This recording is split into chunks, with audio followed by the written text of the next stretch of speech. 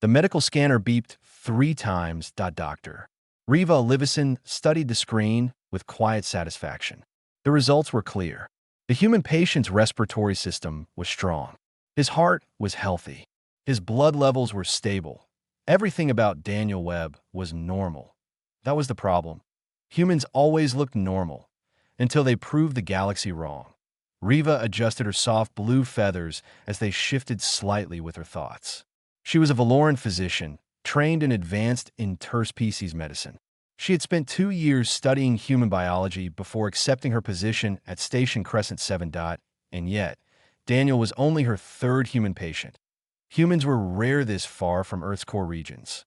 Most worked in remote sectors, taking dangerous jobs that other species avoided. "You may sit up now," Riva said gently. Her translator converted her melodic chirps into smooth human speech. Daniel pushed himself upright on the examination table. He was lean, with weathered skin and tired eyes. His file said he was 34 years old and worked as a salvage operator aboard a ship called the Driftwood. He needed a physical exam to renew his license. "Everything look good, Doc?" he asked casually. "Your readings are excellent," Riva replied. "Surprisingly excellent." She tilted her head. "Your cellular regeneration markers are above the average baseline for your species. Do you take supplements?" Daniel laughed softly. "No, just lucky genes, I guess." Riva made a note in his file. Humans were strange. They came from a world where survival was never guaranteed. Yet they had spread across the galaxy as if they belonged everywhere. She noticed something else on her screen. "You have not eaten this morning," she said. "Your glucose levels are slightly low." Daniel rubbed the back of his neck. "Yeah, I was running late. I'll grab something later." Riva's feathers shifted to a focused yellow. She had read that proper nutrition was important during medical evaluations. This was her chance to observe human digestion directly. "Please eat now," she said firmly. "I would like to monitor your response." Daniel blinked. "You want to watch me eat?" "For medical reasons." "Yes." He shrugged. "All right then." He reached into his jacket pocket and pulled out a sealed foil packet about the size of his hand. "Ship rations," he explained. "Not fancy, but it works." He tore open the packet that a strong smell filled the room. Sharp. Acidic. Intense that Riva's feathers stood on end. "What is that?" she asked carefully. "Breakfast burrito," Daniel said. "Got hot sauce and cheese inside. The good stuff." He took a large bite. Riva's medical scanner activated automatically, detecting unfamiliar biological compounds. Within seconds, the screen filled with red warnings. Capsaicin concentration, toxic levels, high sodium content, dangerous, fermented bacterial cultures detected, acidic compounds present, corrosive rating elevated. An alarm chimed softly from the ceiling. Riva froze. "Stop eating," she shouted. Her feathers flared bright red. "Put that down immediately." Daniel stopped mid-bite. "What? What's wrong?" She rushed to the emergency cabinet and grabbed a stomach evacuation kit. "You are ingesting multiple toxic substances," she said urgently. "How are you still conscious?" Daniel looked at the burrito in confusion. "It's just food. Your scanner shows neurotoxin levels and bacterial contamination." Riva spun back toward him, holding the evacuation device. "I must remove it before organ damage occurs." Daniel slowly looked from the burrito to her panicked expression. Then his face shifted from confusion to understanding, then to quiet amusement. "Doc," he said calmly, "this is normal food for humans." "That is impossible." Before she could respond further, the medical bay doors slid open. Nurse Telly entered. Her translucent skin shimmered as she took in the scene. She sighed. "Dr. Sun," Telly said gently, "is this about human food again?" Riva's feathers flickered. "He is eating poison." Telly walked closer and examined the burrito. "That is a standard breakfast burrito with hot sauce and cheese. Humans eat these regularly. The capsaicin alone should cause nerve damage." Riva protested. "Humans evolved on a Class 7 death world," Telly replied calmly. "Their systems are built differently." Riva turned slowly toward Daniel. He was still holding the burrito, still healthy, still chewing. "You consume this regularly?" she asked. "Pretty much every day," Daniel replied. "For how long?" He thought for a moment. 12 years. Maybe longer. Riva's feathers slowly faded from red to a pale gray. 12 years. She lowered the evacuation kit. You have been eating toxic substances for 12 years, she whispered. Daniel shrugged. It's just breakfast. For the first time since meeting humans, Riva realized something important. Everything her scanner said was correct, and yet it meant nothing. Humans were not fragile. They were not delicate newcomers to the galaxy. They were survivors of a world that had tried to kill them, and somehow they had learned to turn that world into food. Riva sat down slowly in her chair. Her mind was no longer focused on the scanner. IT was focused on Daniel Webb, an ordinary-looking human, eating poison without fear and smiling. 3 minutes passed. Riva had not moved. Her feathers were still a dull gray, and the medical scanner continued blinking useless warnings on the counter. Daniel finished the rest of his burrito and wiped his hands on his pants. He looked at her with concern. Doc, you okay? You look pale. Gray. Nurse Telly corrected gently. Gray means shock in her species. Riva slowly took the cup of water Telly offered her. Her mind was racing. Capsaicin, fermentation, high sodium, acidic compound. In every medical database she had studied, these were dangerous substances, and yet Daniel had consumed them without issue. I need to understand, Riva said at last. How is this possible? Daniel scratched the back of his neck. Sometimes spicy food gives me heartburn. That's about it. Heartburn? Yeah. Mild discomfort. Riva's voice became flat. You consume neurotoxins and experience only mild discomfort. It's not really a neurotoxin to us, Daniel said calmly. Earth plants evolved to defend themselves. We just adapted. Telly stepped forward. Capsaicin evolved to discourage predators. On Earth, humans responded by developing tolerance. Some even enjoy the burning sensation. Riva stared at Daniel. You eat things that hurt you because it feels good? Daniel shrugged. Spicy food releases endorphins. Makes it enjoyable. Riva processed this slowly. Humans did not avoid toxins. They adapted to them. They sought them out. That still does not explain the fermented dairy, she said. Telly nodded. Milk naturally spoils. Humans discovered that controlled bacterial fermentation creates cheese. It extends shelf life and changes flavor. Riva blinked. You intentionally consume bacterial growth. Yes, Daniel said cheerfully. Cheese is amazing. She stared at him, then at her scanner. The device was still flashing warnings. Every signal was technically accurate, but it was built for species that evolved in stable environments. Humans did not. They evolved on Earth, a planet classified as a Class 7 death world. Telly continued explaining. Earth has extreme weather, active tectonics, dense predator populations, and harsh environmental variation. Survival required adaptation at every level. Riva looked at Daniel again. He did not look like a product of a death world. He looked tired, casual, ordinary. Yet his biology had been shaped by constant survival pressure.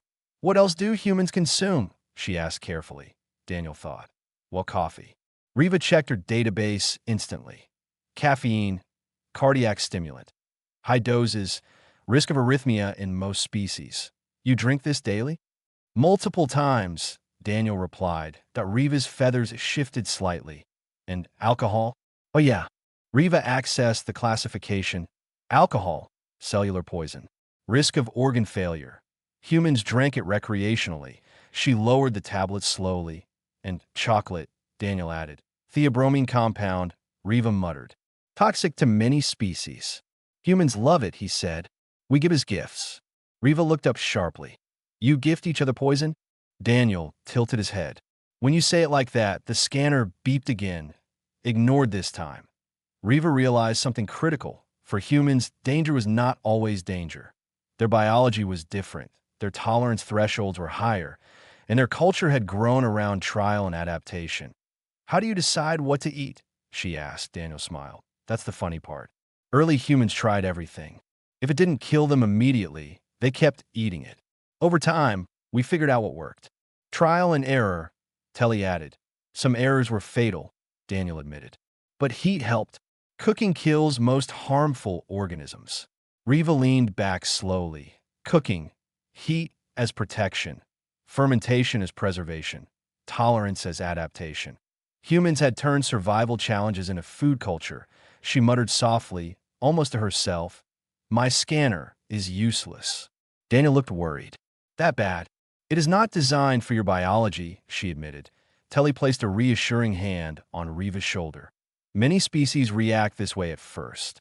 Riva studied Daniel carefully. "You are not reckless," she said slowly. "No," he replied. "Just hungry." She almost smiled. For the first time, she saw humans differently, not as fragile aliens, but as survivors.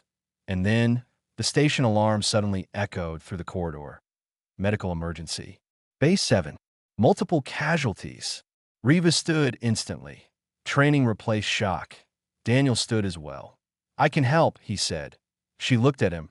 The poison-eating death whirled her, offering assistance. "Follow me," she said, "and stay close." Base 7 was chaos. Red emergency lights flashed across the walls. Alarms echoed through the station. Medical staff moved quickly between treatment beds. A mining transport had suffered a hull breach. 16 survivors had been rescued. 3 of them were human. Riva took command immediately. Her fear from the morning was gone. Training took over. She assigned patients to proper sections and began triage. Daniel stayed beside her. Without hesitation, he helped move stretchers. He applied pressure to wounds. He followed instructions exactly. He did not panic. He did not freeze. He acted. Riva noticed. "You have done this before," she said while working. "Salvage work is dangerous," Daniel replied calmly. "If you don't help fast, you lose people." His voice was steady, practical, focused. The first 2 human patients were stable, broken bones, burns, but nothing fatal. Riva studied their scans carefully. Human bones were dense, stronger than expected. They absorbed impact forces that would have shattered most species skeletons. Then she reached the 3rd human. Her name was Priya. Young, 25. Severe internal injuries. The whole impact had caused organ damage and internal bleeding. "She is going into shock," Riva said. Her heart rate was unstable, blood pressure dropping. "We need sedation," Nurse Telly said. Riva hesitated. Human medication doses were different. Too little would fail. Too much could stop her heart. "I do not know the correct dosage," Riva admitted. Before she could continue, Daniel spoke calmly. "Triple the normal Valoran dose." Riva turned to him. "That would sedate a Valoran for days." "For humans," Daniel said, "it lasts about 2 hours." Riva checked the readings again. The patient's body was burning energy rapidly. She needed stability. "Prepare triple dosage," Riva ordered. Telly injected the sedative. Priya's vital signs steadied slightly, but the internal bleeding remained critical. Riva felt doubt rising. She had never performed major surgery on a human. That if she made one mistake. Daniel stepped closer to the patient. He gently took Priya's hand. "Doc," he said quietly, "humans heal fast. We're built to recover. Just stop the bleeding and give her body time." "How can you be certain?" "I've seen humans survive worse." There was no arrogance in his voice, only confidence born from experience. Riva looked at the data, then at Daniel, then back at the patient. Finally, she made her decision. "Prepare surgical tools." The operation began. Riva's hands were steady. Human tissue was different, dense, fibrous, resilient. She carefully located the bleeding site and sealed it. The procedure lasted 40 minutes. When it was complete, Priya's condition was still serious, but stable. Now they could only wait. Daniel had not left her side during the surgery. He still held her hand, talking softly, even though she was unconscious. Riva noticed. "Why speak to her?" she asked gently. "Humans do better when they know someone is." "There," Daniel replied. "Connection matters." Riva observed the monitor. Priya's body began responding exactly as Daniel predicted. Her system stabilized. Healing processes activated. Cell regeneration increased. Within an hour, improvement was visible. "This should not be happening," Riva whispered. The damage was severe. Daniel smiled tiredly. "Like I said, we don't like dying." Telly approached with updates. "All other patients are stable." "And Priya?" Riva asked. "She will wake soon." Riva felt something new. Relief, respect, and understanding. Daniel Webb had entered this emergency as a patient. He had become part of the response team. Not because he was forced, because he chose to help. After the crisis ended, Riva stood quietly in the observation lounge. Stars floated beyond the window. Daniel found her there later, holding 2 cups point one for her point one for himself. Her condition is improving, he said. She asked about the doctor who saved her. Riva shook her head gently. I only stopped the bleeding. You gave her the chance to survive. She looked at the stars. Somewhere beyond them was Earth, at a world that shaped humans into what they were. She finally understood. Humans were not fragile beings in a dangerous universe. They were creatures forged by danger. And instead of breaking, they adapted. They persisted. And they helped others survive too. 1 week later, Station Crescent 7 felt different. The emergency was over. Patients were recovering. The medical bay was calm again. Riva sat at her desk, reviewing a new document on her screen. Guidelines for human patient care.it was already being shared across the station. She reread the first section carefully. Do not panic when a human eats something your scanner marks as toxic. Confirm with the patient before taking emergency action. The second section, human pain tolerance is significantly higher than most galactic species. Adjust medication doses accordingly. The third section, humans recover faster with social support. Keep them connected. Allow conversation, even during treatment. Riva leaned back. In 1 week, she had learned more than in 2 years of study. A knock came at the door. Enter, she called. Daniel Webb stepped inside. He looked cleaner than before. More rested. His duffel bag rested on his shoulder. Ship leaves in an hour, he said. Wanted to say goodbye. Riva felt a small tightness in her chest. She had grown used to seeing him daily. He had checked on patients, helped in recovery, answered every question without complaint. He was no longer just a patient, he was a friend. Where is the Driftwood heading? She asked. Sector 9. Salvage job. Should take 3 weeks. He smiled slightly. Captain Brass says thank you again for saving her crew. It was my duty, Riva replied. It was more than duty, Daniel said gently. She felt her feathers shift to a soft pink, the Valoran sign of affection. She quickly tried to control it, but he noticed and said nothing. Instead, he reached into his bag and placed something on her desk. Another foil packet, a breakfast burrito. For your research, he said. Extra hot sauce. Riva stared at it. Her scanner immediately activated, flashing warnings. She muted it without looking. I will not be eating this, she said. Daniel smiled. Didn't expect you to, but you can analyze it. She picked it up carefully. This is a gift, he added. From one friend to another. The word lingered in the air. Friend. Riva had few friends outside her species. Her work had always been professional, distant, but Daniel had changed that. I will miss you, she admitted quietly. I'll be back, he said. Crescent 7 is on our route. We pass through every few months. He grinned. And I need my annual medical checkup. She laughed softly. I will add you to my permanent patient list. Another knock interrupted them. Priya entered in a mobility chair, still recovering but smiling. Daniel helped her inside. She looked at Riva. Dr. Sun, I wanted to thank you before we leave. Riva moved to her side. How are you feeling? Much better. Telly says I'll be fully recovered in a week. Priya reached out and took Riva's hand. Daniel told me you'd never operated on a human before. That must have been scary. It was, Riva admitted. But you trusted him, Priya said. Riva nodded. Yes. Priya squeezed her hand gently. Thank you for listening. Daniel stood nearby, watching quietly. Before leaving, he turned back to Riva. You could visit the Driftwood sometime, he said. See how humans live out in deep space. That sounds dangerous. It is. He smiled. But you might learn something. Riva felt emotions move through her feathers. Curiosity, fear, hope. I will think about it, she said. Daniel nodded. That's enough. Then he and Priya walked toward the shuttle bay. Riva remained in her office, holding the burrito packet. She placed it carefully into her research storage unit. Her scanner beeped once more.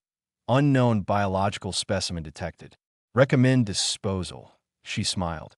You have no idea, she said softly. That is just breakfast.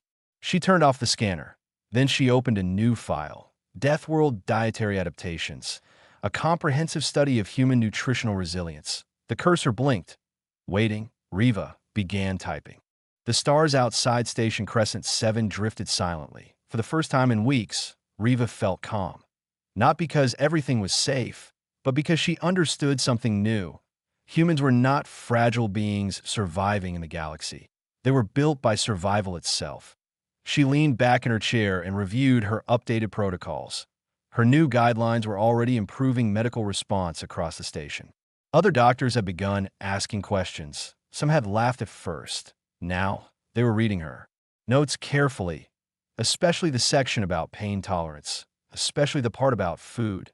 Riva smiled slightly. The burrito packet sat inside her research storage, sealed and labeled. IT was no longer a thread in her mind. IT was data, knowledge, understanding. Her door chimed again. Enter. Nurse Telly stepped inside.